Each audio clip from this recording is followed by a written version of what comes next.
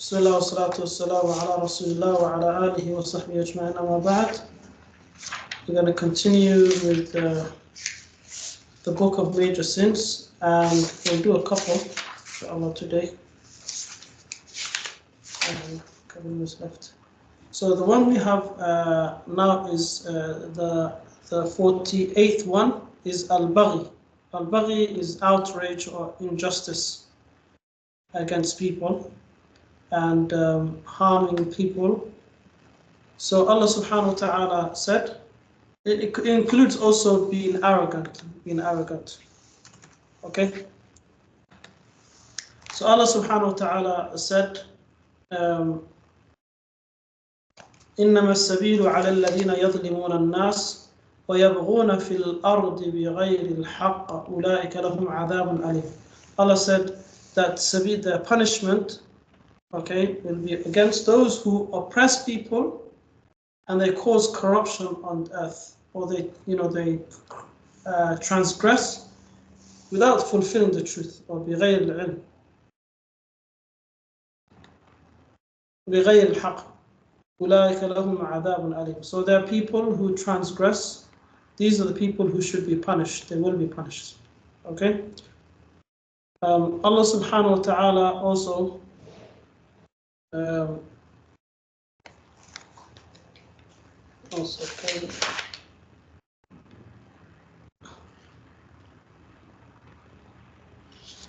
subhanahu wa ta'ala will punish people who torture others. So people who torture other people, transgress the limits. So the hadith says in Sahih Muslim, Inna Allah yu'adhibu alladhina yu'adhibuna an-nas fi dunya. Allah will punish those who punish others on earth. Okay? So I'm just looking for I'm just opening the book as well.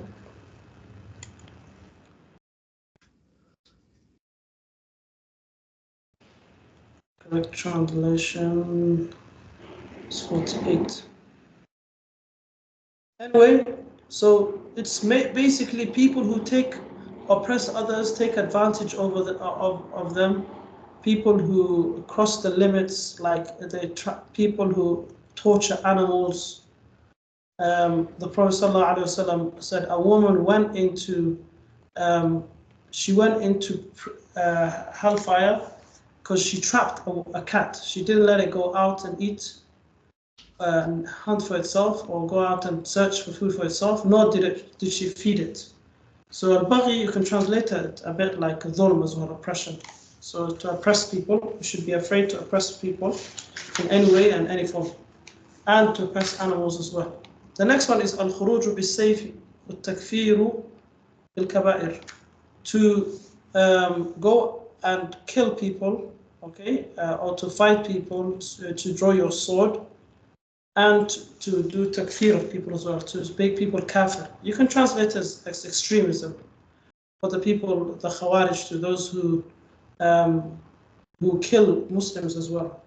So Allah subhanahu wa ta'ala does not like people who transgress limits. So these people are people who transgress. وَلَا تَعْتَدُّوا إِنَّ اللَّهَ لَا يُحِبُّ الْمُعْتَدِينَ. Don't cross limits. Allah doesn't like those who cross limits and oppress others. Just like we talked about the Khawarij, people who, Muhammad sallallahu alayhi wa sallam said, they leave the religion the way a bow and arrow leaves, like a way an arrow leaves the bow. Like they cross all limits. Okay, they kill, they steal, because they make halal the blood of another Muslim. So we should be afraid to, go against a Muslim leader and cause corruption on earth, okay, and to do takfir of people, but otherwise to follow the leaders if they're Muslims, even if they're non-Muslims. If you're in a non-Muslim country, you should obey the rules as long as it doesn't clash with Islam. But you have human rights as well, so you shouldn't harm. You shouldn't, rebel. Being rebellious doesn't bring about any good. Okay, it's better to change people slowly. The next one is adiyatul muslimin wa shatmuhum, to harm others or to swear at them. So the person who swears at people who is someone who curses others, who uses foul language, harms his neighbors, someone who people are afraid of his. And the worst people are people when they know he's coming, they leave him, or they leave the gathering. إن شر الناس منزلة عند الله من ودعه الناس اتقاء فحشه. So the worst people in the sight of Allah is a person people avoid because he's just a troublesome person. So if someone's so troublesome that people, they're like, this guy's coming, they leave, that will not be counted as backbiting, but they know he's someone who causes problems and he's a troublemaker. So they leave his gathering. So a Muslim should not be someone who oppresses others, swears, cheats, harms people. So he should be careful of how he speaks and how he treats other people. The next one is أذية أولياء الله تعالى ومعاداتهم. To harm and injure the friends of Allah, the awliya, people who are close to Allah. To harm these people, it's a major sin because it's like you're going into war with Allah. So Muhammad sallallahu alaihi wasallam said, Allah said in a hadith, it's a hadith Qudsi, يقول الله تعالى من عادى لي وليا فقد آذنته بالحرب. Whoever fights against or harms my wali, I wage war against him. So if there's people who Allah subhanahu wa ta'ala, they're religious people, they're pious people, or they stay away from the haram and they look after their deen, and you harm these people, you should be loving these people. But if you harm these people, it's like you're going to war with Allah, because you're supposed to love someone who's close to Allah, even though people should not claim. But you can see if someone is looking after them, salah, or a woman that wears a hijab, they read the Quran, only someone who is an enemy to Allah would hate that person. Okay, so you shouldn't hate people and harm people you can assume that they are close to Allah. Allah knows what's in the hearts. In a hadith it says, Ya Abu Bakr, in kunta aghdabtuhum laqad aghdabta rabbak.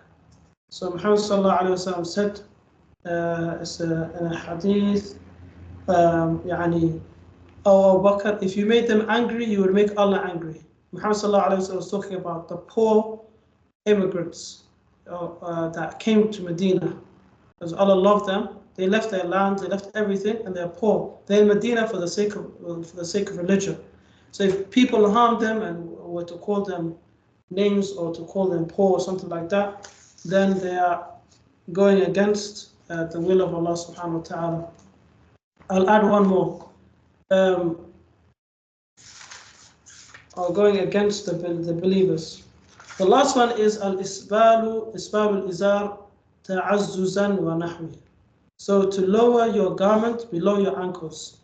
Okay, if a man drags his clothes out of pride and below his ankles. So some scholars said it's out of pride. Some said it's not out of pride. If he does it, it's counted as pride. So I think we came across hadiths like that. We talk about that whatever is below the garment is in hellfire. But this hadith says, "Ma asfar min al-ka'bayni min al-izar fi an-nar." Anything which is below the ankles from the lower garment is in hellfire. Some scholars said that if the person was good, he will only be punished by below his ankles in hellfire. So the rest of his body won't be punished. Only his ankles will be punished in hellfire, which is more than enough as a punishment. So a person should try to keep his trousers, especially when I'm talking about men, not the women. Now it's become fashion for women to make the trousers leave the trousers above their ankles or their hijab up high, just like the way the men are supposed to do. I've seen youngsters do that. That's wrong. The woman's lower garment is supposed to be, or her hijab is supposed to be going down, her jilbab. Okay? It's supposed to be going down. Some scholars said even one you can say not one cubit, one basically they call a shibr, one handspan, about one handspan. So it'd be, or two. It should be dragging on the floor. That's how the women, the sahabiyat were, and the righteous women, that they would have these clothes. Even one of the Sahabiyat, she said, Ya Rasulullah, my clothes, they will get dirty because they're too long. And then she said, can I make it shorter? He said, no, only up to 1 or 2 hand span. Okay. As she was saying, can I? It's gonna become dirty. She wasn't saying, can I make it shorter? So Muhammad sallallahu alaihi wasallam said, it would get cleaned by wherever comes the sand, and all of that would clean it up if it gets dirty. So what women should be making their clothes lower, and men should take their garments higher up to their ankles. Allah, because women, they have to cover up, and for men, only Allah knows the reason why exactly.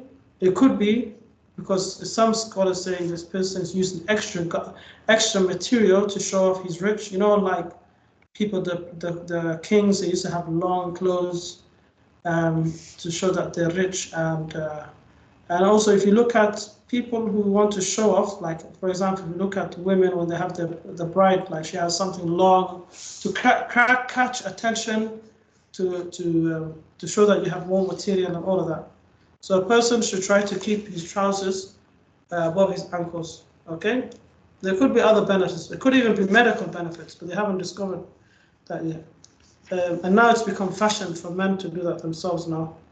I see a lot of suits and all of that, they make it above the ankle. Wallahu a'lam. So what I'll do is, actually I'll add one more, sorry, because it's the same topic. And this one is Lubsul Harir wa Dhahab lirajul. A man is not allowed to wear silk. Okay? Wearing silk is for women.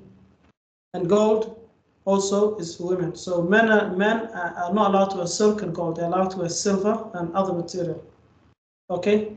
As we already studied the hadith says, Man labisa al-harir fi dunya, lam yalbisu fil akhir. Whoever wears silk in this world, you will not wear the silk in the next life. Okay? So we know that eating and drinking in gold and silver utensils is haram for men and women. But wearing gold is haram for men. So you can't wear a gold ring. You can't wear a gold chain as a guy. You shouldn't be anyway, because wearing a chain is for, or a necklace is for women. Okay? Wearing a necklace is for women, and ears for women. Nowadays, men are doing all of this. Bracelets, whether they're gold or silver, it's for women. Okay? Men are allowed to wear rings, silver rings. Allahu A'lam, and any other material they can wear as well. Some scholars differed. Is other precious materials like gold, like rubies and diamonds, can men wear diamond or all of that? It's a difference of opinion, but what they should avoid for sure is gold. Okay, even if it's mixed. Okay, gold which is mixed. It's not pure gold, even if it's mixed gold. Wallahu A'lam.